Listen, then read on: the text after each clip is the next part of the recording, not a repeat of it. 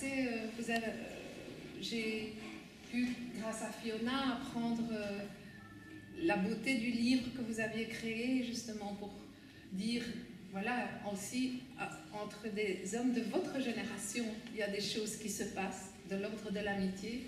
Eh bien, alors on a eu envie de vous contacter. Et vous avez répondu très spontanément oui pour venir inaugurer avec nous cette exposition. Alors merci beaucoup et si vous voulez nous dire un petit mot.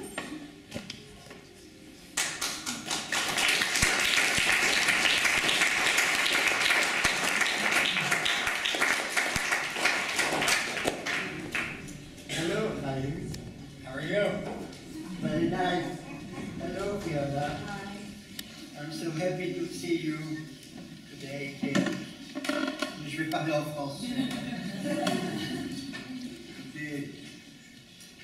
Pour moi, c'est un grand honneur d'être parmi vous aujourd'hui, grâce à l'invitation de Marianne, ici à l'atelier Astir, chargé d'histoire, chargé de souvenirs de guerre, puisque Astir était un résistant.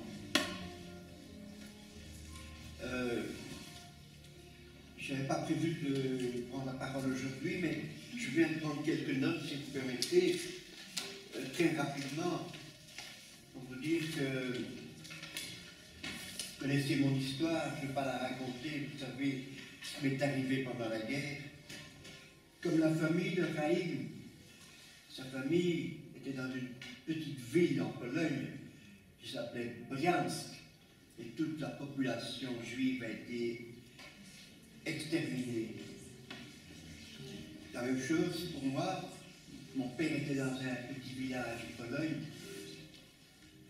not far from Wrocławek, Radziejów. Toute la population a été tuée. Ma mère vient de Lituanie. Je connais l'histoire de la population. Je devrais écrire même cette histoire. Elle a été exterminée également, comme beaucoup de gens à l'époque. Alors, moi, j'ai mis 60 ans à écrire mon histoire. Pendant 60 ans, j'en ai presque pas parlé. Pour certaines raisons. Et puis j'ai parlé pour d'autres raisons. Et Konrad Tinel a mis également 60 ans pour raconter son histoire. Konrad Tinel, son père, était fanatique d'Hitler. You understand? His father was fanatic of Hitler. Il a envoyé ses deux fils aînés dans les Waffen-SS, au front de l'Est. L'autre, trop jeune, est entré comme auxiliaire à la Gestapo. Et à ce titre, gardien à Brendonk et gardien à la caserne d'Ossé à Malines où j'étais détenu moi-même. Il a mis 60 ans à raconter cette histoire dans un livre et il a fait avec des dessins, car Konrad Tinel est un grand dessinateur, un grand artiste, un sculpteur. Mais il a rejeté complètement l'idéologie de son père. Et j'ai rencontré par hasard, en 2012, un garçon de 16 ans que je ne connaissais pas, mais qui connaissait mon histoire, parce que j'avais été dans son école. Et j'avais raconté mon histoire, parce que je vais beaucoup dans les écoles. Et il connaissait mon histoire. Et il connaissait l'histoire de Konrad, et il nous a réunis. Quand j'ai vu Konrad, j'ai dit « Allô, bonjour monsieur ». Il m'a répondu « Quand j'ai lu votre histoire, j'ai pleuré ». You understand?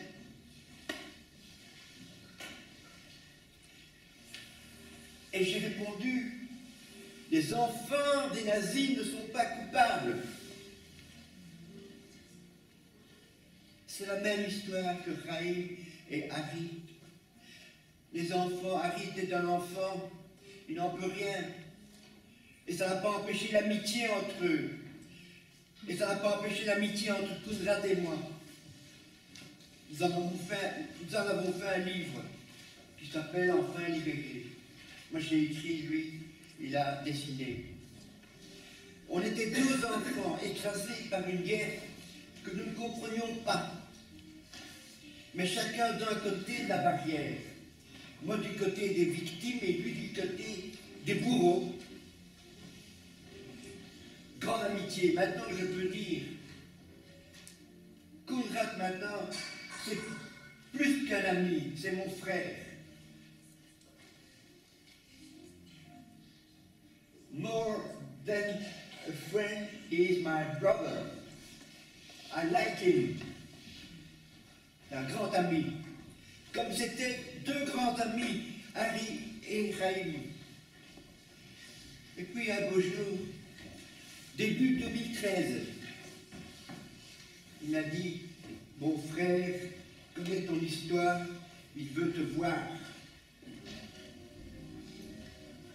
Ce frère, qui était mon geôlier nazi à la caserne d'Ossin, qui m'a conduit à la pointe de son fusil dans le wagon de la mort du 20e convoi, un wagon à bestiaux, ainsi que ma mère et ma sœur. Il faut me voir. Ça veut dire qu'il regrette ce qu'il a fait. Ça veut dire qu'il me demande pardon. Et je l'ai vu. Et j'ai vu un homme de 87 ans, souffrant, malade,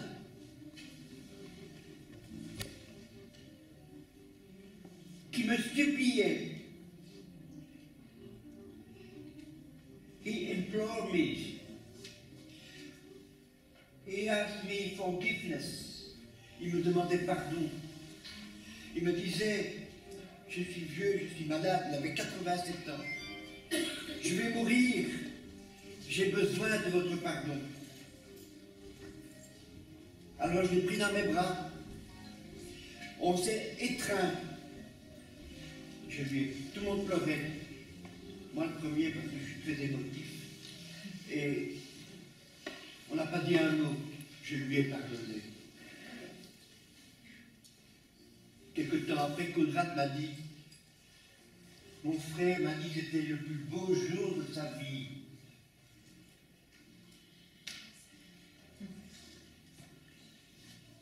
Je dis ça parce que je voudrais que Chaim me comprenne bien. Quelques temps après, il y avait une réunion, il n'a pas pu venir, il était à l'hôpital, et sa femme m'a demandé de lui écrire quelques mots. Et j'ai écrit ceci, mesdames et messieurs. J'ai écrit, cher Walter, l'histoire nous a séparés. Le présent nous unit. Je t'aime de tout mon cœur. Simon. Il est mort peu de temps après, peut-être avec l'âme en paix. Le pardon, voyez-vous, est-ce que je peux vous parler du pardon? C'est une grande question, le pardon. Mais le pardon apporte beaucoup au coupable, mais encore plus à la victime qui pardonne. Moi, ça m'a fait du bien, moralement, ça m'a libéré, ça m'a transcendé. Pour pardonner, il faut quand même des conditions. Il faut d'abord que le coupable demande pardon. Moi, je ne vais pas aller chez tous les coupables disant « je voudrais vous pardonner ». Il faut qu'il fasse la demande. Ce que Walter avait fait en demandant à voir. Il faut qu'il regrette ce qu'il a fait. Je ne peux pas pardonner à celui qui est fier de son crime et qui voudrait recommencer. Je lui ai pardonné en mon nom personnel. En mon nom personnel. Pas au nom de ma mère et de ma sœur, mortes en champ à gaz d'Auschwitz-Birkenau. Pas au nom de toutes les victimes d'Hitler. En mon nom personnel uniquement. Et j'ai pardonné à une personne déterminée, le frère de Conrad. Je n'ai pas pardonné à tous les nazis qui ne m'ont pas demandé. Et le pardon, mesdames et messieurs, n'implique pas l'oubli. Au contraire, le pardon donne à la mémoire encore une plus grande dimension, encore un plus grand relief. Et la mémoire est importante, fondamentale. Il faut connaître la barbarie d'hier pour défendre notre démocratie d'aujourd'hui. Et la démocratie est un combat de tous les jours. J'aurais peut-être été incapable de lui pardonner 10, 20 ans après la guerre. C'est possible. Mais 70 ans après, quand les blessures sont fermées, alors que les cicatrices restent, c'est différent. Moi, vous savez, je n'ai pas besoin d'un monument, je n'ai pas besoin d'une commémoration. Pour penser à mes parents et à ma sœur, j'y pense tous les jours. Le pardon, vous savez, est aussi une vertu religieuse, mais ce n'est pas en vertu de la religion que je lui ai pardonné. Quand le coupable se repent et demande pardon, la victime peut pardonner, mais j'ajoute, elle doit pardonner. C'est une obligation, parce que refuser pardon, c'est entretenir la haine des deux côtés.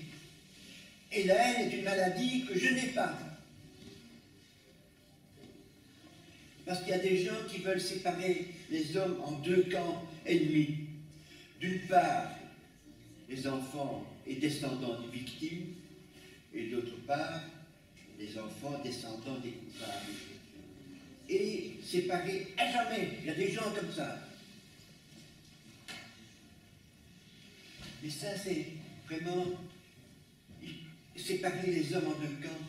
C'est la porte ouverte à des nouvelles haines, à des nouvelles guerres, à des nouvelles douleurs pour nos enfants.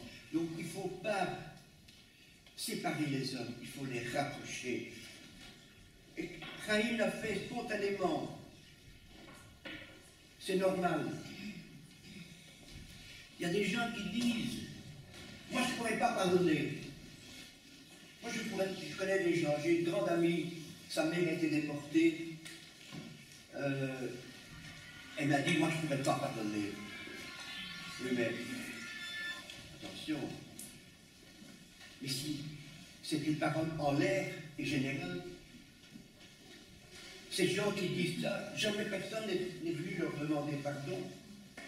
Mais si, à mon ami, c'est lui qui a dénoncé sa mère, ou celui qui l'a arrêté, venez lui demander pardon, une personne en particulier, venez la supplier, comment réagirait-elle? Parce que moi, c'est unique, je ne connais pas d'autres cas où la victime que j'étais était détenue, déportée. J'ai été sollicité par celui qui m'a gardé. C'est vraiment ça, je ne pouvais pas refuser. Donc, ce n'était pas une parole en l'air, pour moi, c'était vraiment en vertu d'une personne. Donc, je vous dis, il faut rapprocher les hommes.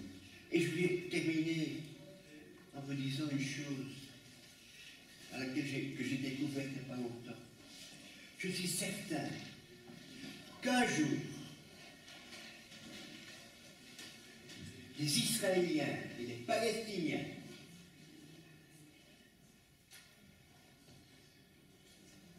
trouveront ensemble le chemin de la paix, du pardon et de la réconciliation,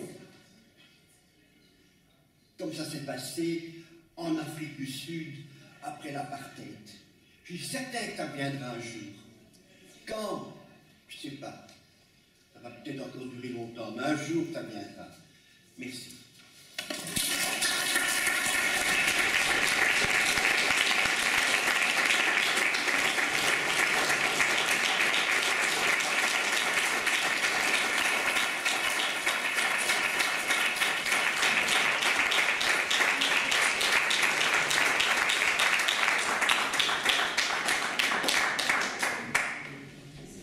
Voilà, merci beaucoup, merci à tous.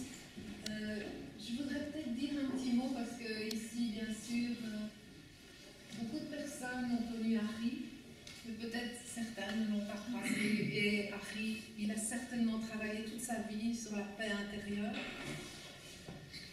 qui est le départ, je crois, de tout espoir de paix dans le monde. Merci Simon de ce témoignage, parce que c'est ça qui m'a touchée quand j'ai lu vos écrits, quand vous dites « je ne connais pas la haine », je me dis « mon Dieu, j'aimerais bien être comme vous ». En tout cas, j'aimerais que cette soirée soit aussi un moment très chaleureux entre nous d'échange. J'ai une amie très douée qui a préparé des tas de bonnes choses. Il y a aussi un moment donc encore qui va se prolonger pour ceux et celles qui se sentent disponibles pour échanger, et de sorte que cette soirée aussi, ce soit une soirée où on se souvient du sourire d'Anne. Merci.